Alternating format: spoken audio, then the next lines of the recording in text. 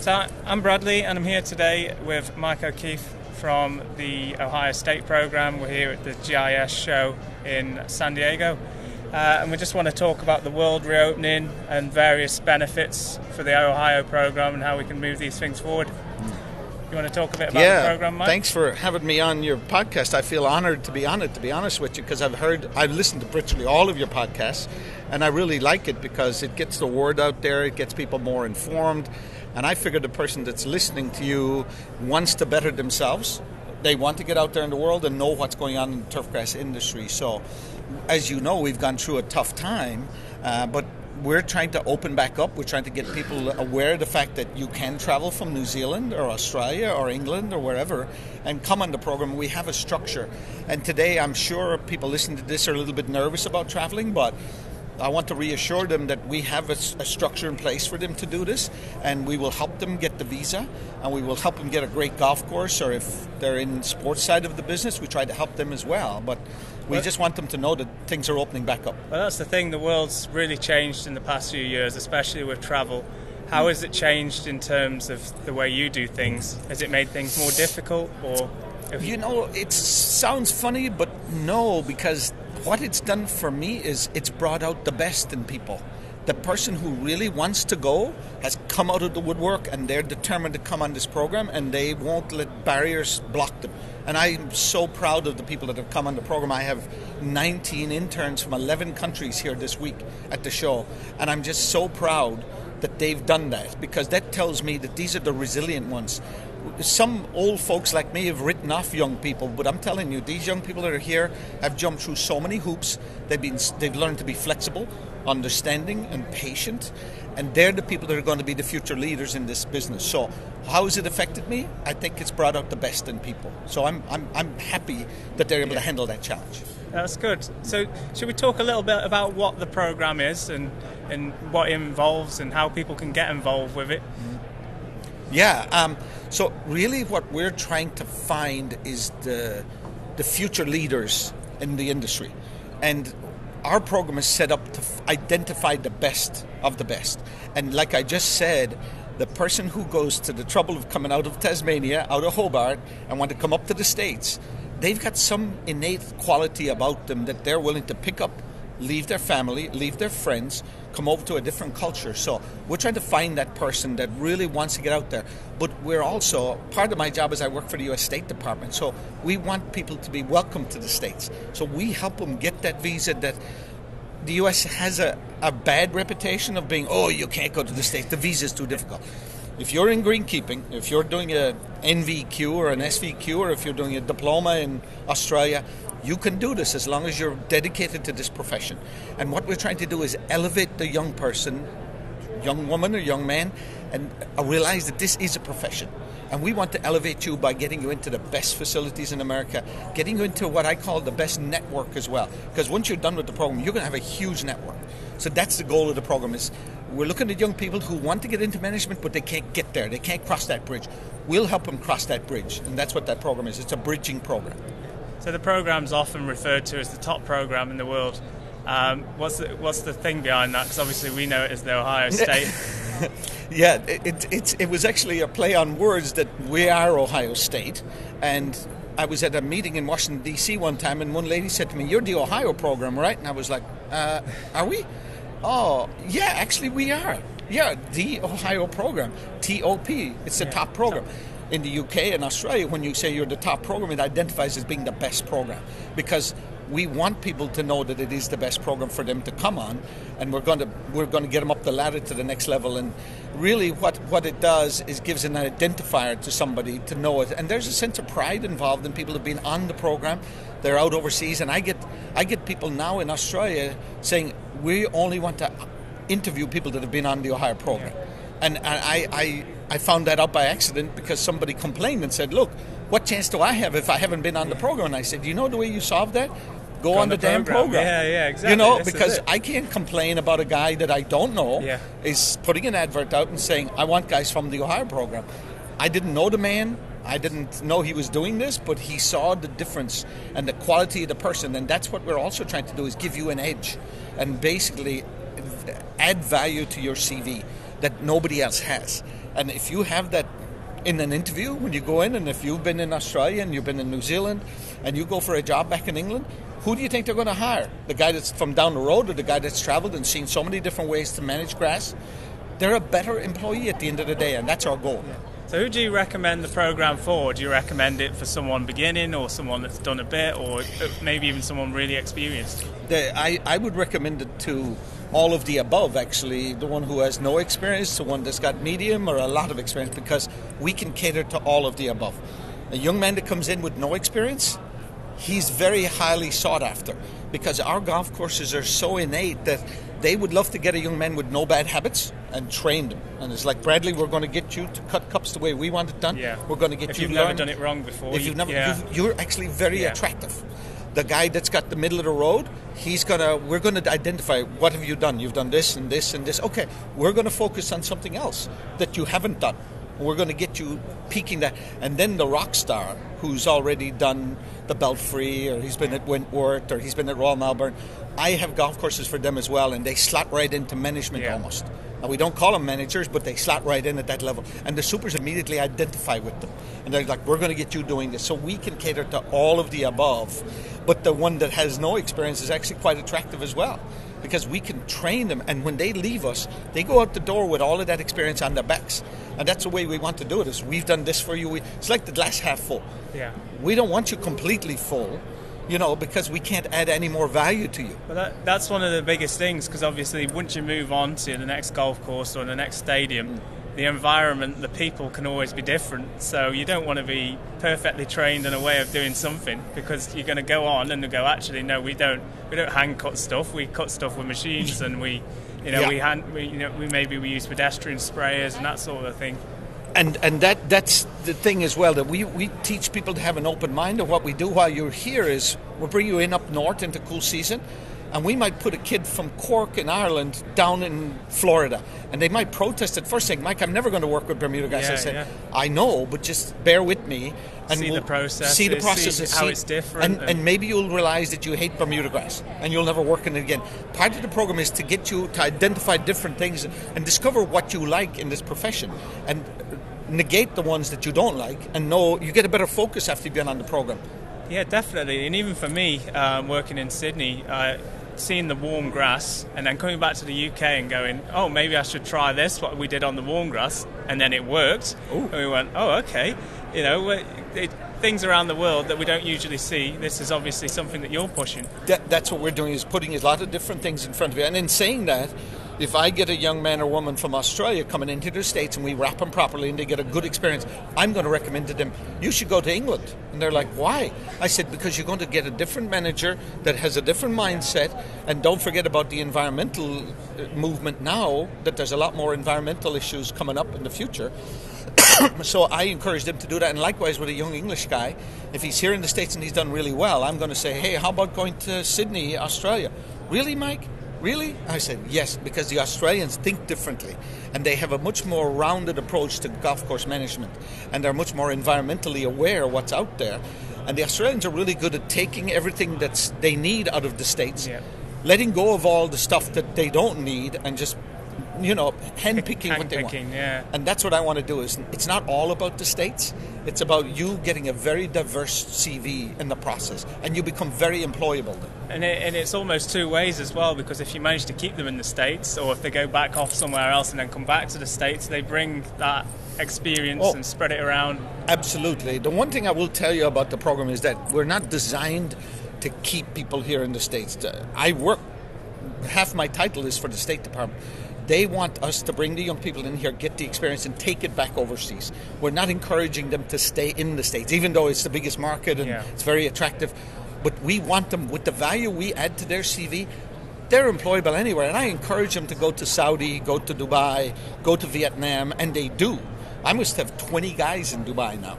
And it's because I've encouraged them, I've helped them, and they get good jobs out of it, because it's very difficult to get a visa to stay here in the States. Yeah. So outside of the name, what other benefits, I know we spoke about going to the top venues, but what other benefits can you put forward? From the program, you mean? From in that program. sense, I'll tell you what it does, is it teaches you life lessons. I mean, I watch boys come in and turn into men. I mean, it teaches them professionalism. You know, it gets you to a level where you realize if you want to get to the top, you see how these guys in the States do it, and I put them in with the best superintendents. And I mean, it also teaches you to be humble. When you go in and you work at the US Open, or you're on TV and you're out there at Sawgrass and you're doing that stuff, and you can get a big head real easy. But the one thing you notice about all the people I deal with, they're very down to earth, they're very genuine. You met a couple of them today. Is it teach you humility, because this industry is a wonderful industry, and everybody in this industry are unbelievable people. And I've learned that humility as well. It's how gracious they are and how much they want to help, and they give back. And the other things it teaches you to do is, it's coming in the UK, volunteering. Yes, it's very important. So. It's growing in the UK. It's growing. And I remember Glenn Kirby, he works for Syngenta now. He was around tournaments here where you got the shirts and you got the food and everything. He went to the London Club. He fought for trying to get the volunteers benefits and trying to respect the volunteer. And it's good for your mind to go volunteer, you know, mentally. It's also good for your CV. Yeah, it's great for your CV, but also on the back of it, you don't just want to be clearing up, divoting. No. You want these to be involved in using machines, spraying, not absolutely. just breaking bunkers. I know, and that's the thing that's coming, is that more the development of the volunteer and giving them more opportunities. And they perfected here in the States. Sawgrass perfected. I mean, they spoil people that come in.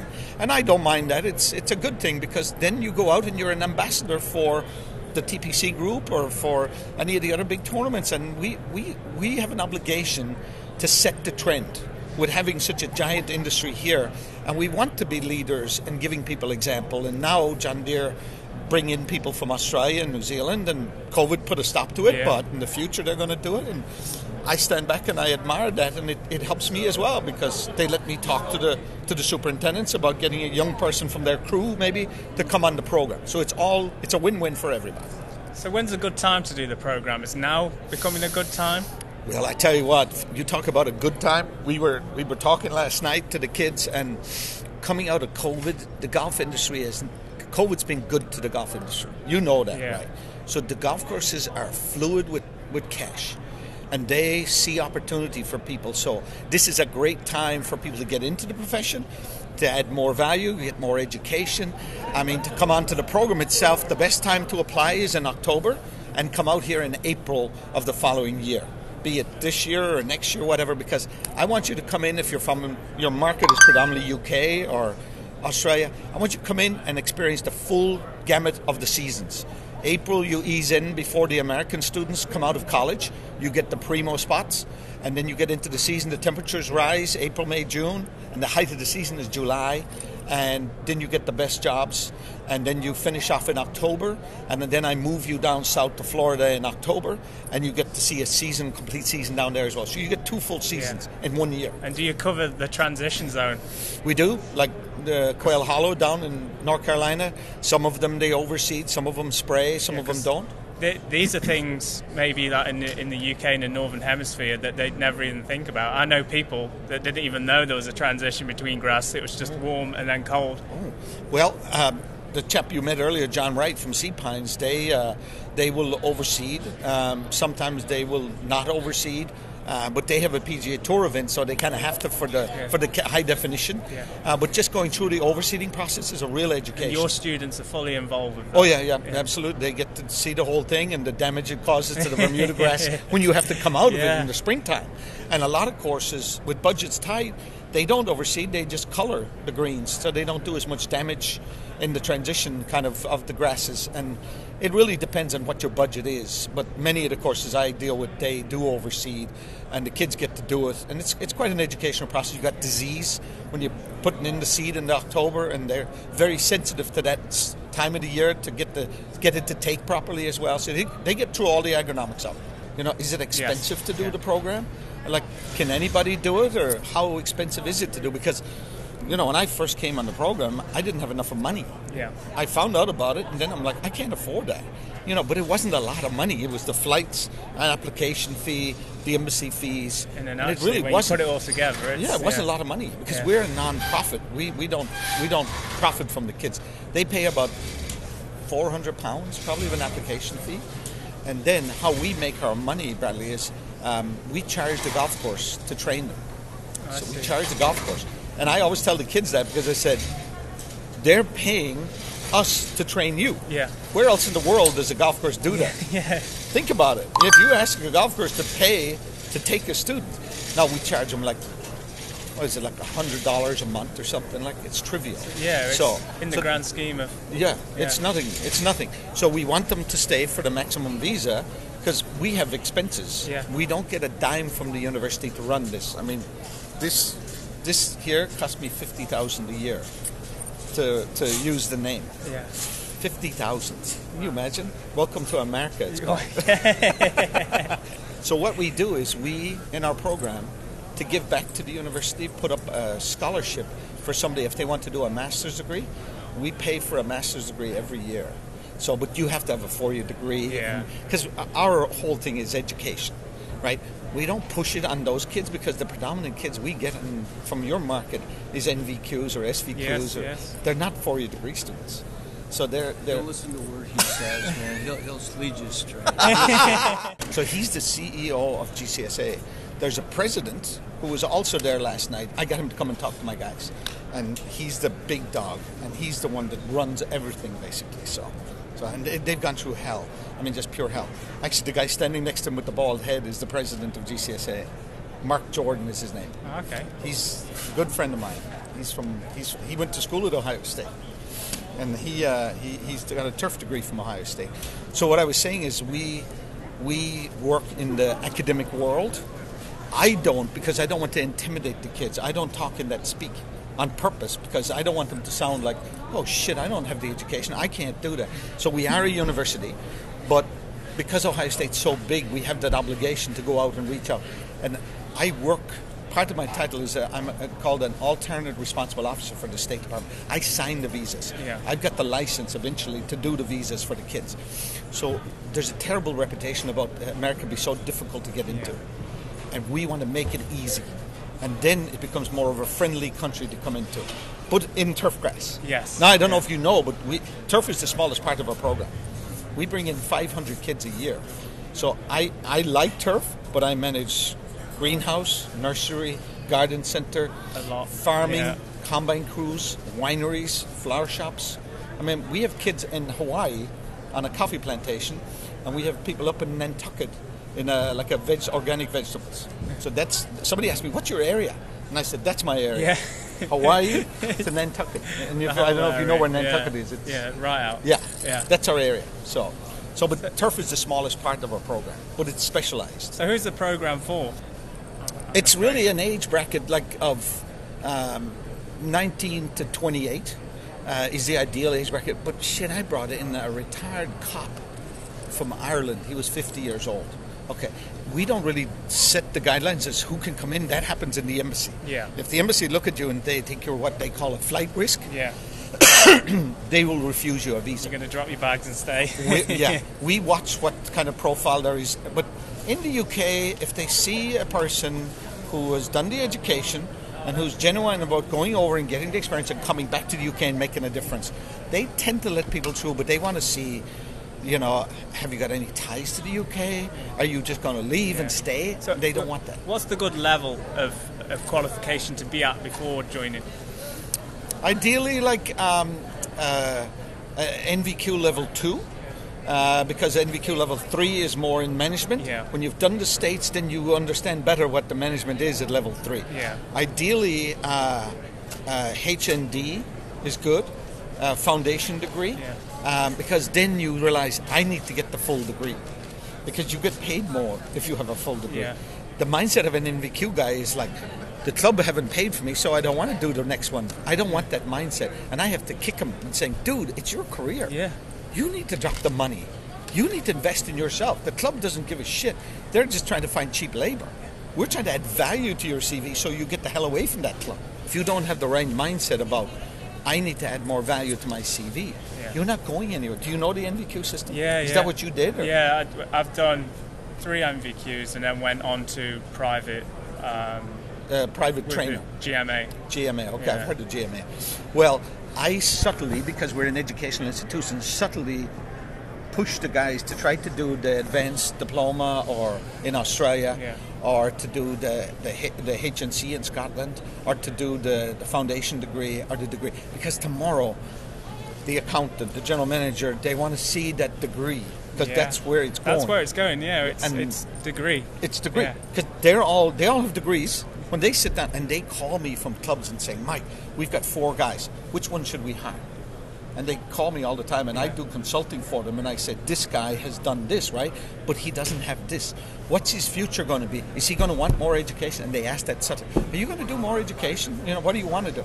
Oh, I've done an NVQ level 3. That's enough. Really? No, there's never enough. Your golf course is yeah. going to be needing more technology. You never said, you're going to hire this guy. Nobody knows that I'm behind the scenes telling them what to do. I think the important thing is, as well, with the education, is the advancements. Someone might have done a level 2 or a level 3 10 years ago, but in 10 years' time, it's not going to be the same level 3. And that's partly what we do. I don't do it directly, but we have what's called an advanced turf physiology course that they can do online to just refresh their brain, to get them thinking agronomically. And also with the introduction to turfgrass management, they go stale after 5 or 6 years. They're not as switched on about what's happening out in the industry. Got to keep topping up. We don't push it on them, but we have that online education for them to do if they want to do it. Because they sometimes ask me, what can I do? And I said, you can do that. You can go to Penn State. You can pay a shitload of money. Ours is $700 for a 10-module course. And people are, what? That's it? I said, we are not going to charge you 20 grand for a piece of paper.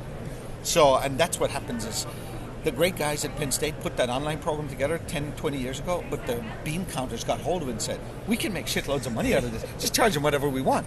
The turfgrass guys lost control of the program. And now it's 20 grand to do the program. And it's horrible because there's young guys like me who didn't have that money. And it's only the guys that can have money that can do it. But to get to the money, so we keep the price down on purpose. It costs us $30,000 to actually put the course together. Right? You don't make $30,000 overnight when you're charging $700. No. But we do it on purpose so that everybody can do it. And I think there's 300 kids on the course now. So, and it's good for the masses, kind of. And courses here in the States are buying into it because they can't afford to send people to Penn State or to Rutgers or to Ohio State full time. They call me up. A guy from Arizona called me the other day, and he's like, Mike, would you talk to the board down here? Because I want to put all my guys on the online course. And I go, listen, Josh, I'm not in charge of it. So you want me to talk about something that I don't run? But it is Ohio State. I said, I can get the guy who's in charge of it on there. He goes, I've tried for 6 weeks to get him. He's so damn busy. He said, I want you to just talk about it. I said, okay, I'm happy to talk about it, but I will do a disclaimer that I'm not the one to put it together. So, but yeah, I think the cost is important, that the students realize that they can do this. It's not a money-making adventure for us. And we want them to realize that it shouldn't be a money-making adventure for them either, that they want to come for the value and the experience, more than the money. But they get paid very well. And that's a worry for me because the word gets out. If they're getting paid $20 an hour and they're getting paid time and a half for overtime and they don't pay for housing, and they don't pay for food, they make shitloads of money. And I keep that kind of low-key. And sometimes I get complained to about it, saying, Mike, why don't you talk about the fact that you make money? I talk about the fact that whatever cost you get to pay, you're going to get it back. And more. And that's all I kind of say, And then, the kids from Africa, I have to be careful with them because they smell the money. And they want to come for the money. And then I see it, and if I see it, I go back to the university and say, don't send me the kids. Don't talk about how much they make. And when you get the alumni back, ban them from talking about making 40 grand. Because 40 grand is like 400,000 in Kenya. That's a shitload of money. A lot of money. And some kid told me, I bought a house for my mom. Bought a house for his mom and the money he made on the program. But you've changed someone's life. Oh, I know, and that's a wonderful thing. I want it to be more about them coming for the right reason, that he's going to get a job in the golf course industry and better the industry in Kenya or Zimbabwe or whatever. And I know, and it's a good thing to do for them, but that's a different mindset than the English guy. You're helping the English guy move up the ladder. With a Kenyan, you don't know. What's he going to do? Is he going to go into the golf course business? I've got a young lady, actually, Karen, from Kenya. I just helped her get a job at the Wesley. The Wesley went through the process of doing the visa paperwork for her. It was a nightmare. But they did it. And she's a good kid. She's very good. But she's driven to be in the profession. And I said, one day I want you to be the superintendent of Karen Country Club. It's the best club in Kenya. And she goes, really? You think I can? And I tell her about Lara, little Spanish girl from the Basque country. Yeah, asking a question. Yeah. And I said, sky's the limit if you know that you can persevere and you're going to be out there and more education and you're doing this. And I said, Lara was no different from anybody else. She was just driven to do it. And she learned, she went back home. She went back to work for Paul at Real Madrid at the sod farm, right? When she went back home, because she loved Paul and what he stood for and everything. And I remember calling her and saying, hey, what are you doing? And she goes, well, I waited until I came home to start looking for a job, and now I'm waiting for a job, but Paul's giving me a job. Yeah. And I'm like, you need to do it before you go home. I tried to tell you, you can't force him. She said, well, I'm up here in the sod farm, and I've got some company here. I've got a guy here that's talking to me. And I go, who's talking to you? Well, it's a mouse. He's in the shed with me here. And I'm going, oh my God, she's losing it. Yeah. So I was like, okay, and I called Paul and I said, you got to get her ass out of there. Yeah. So I called Alejandro in Paris, and Alejandro said, Mike, I can't hire a female from Spain. I'm from Spain. It's going to look like nepotism. Yeah. And I was like, okay, I'm just telling you, you got a good person down there and you need help. Yeah. And 6 weeks later, guess what I heard? She was on the set up there. And she got on really, really well. She was very driven. And Alejandro knew me. He knew the program. He'd hired about 10 of my guys. Unfortunately, with Mike being such a sought-after man, we did get interrupted a couple of times during the podcast. And the last time we got interrupted, we ended up down a rabbit hole of conversations. So what we decided to do is to split the podcast into two. And we will record a part 2 online with Mike in the near future. So if you have any questions you do want to ask Mike, or you want me to ask Mike, let us know in the comments below, or give us an email at internationalgreenkeepers@gmail.com, and we'll get them questions answered for you. But I'd like to say, obviously, thank you to Mike for being on the podcast and dedicating his time at a very busy show in San Diego to talk to us about the Ohio State program. And also I'd like to thank Dennis and Sysis for allowing me the opportunity to be there and do things like this and record conversations with Mike. Hopefully in the future we get to do some more. And as always, like I say, just let us know what content you guys want and we'll provide it. So thanks for listening, guys. Please like, comment, subscribe, and I look forward to the next one.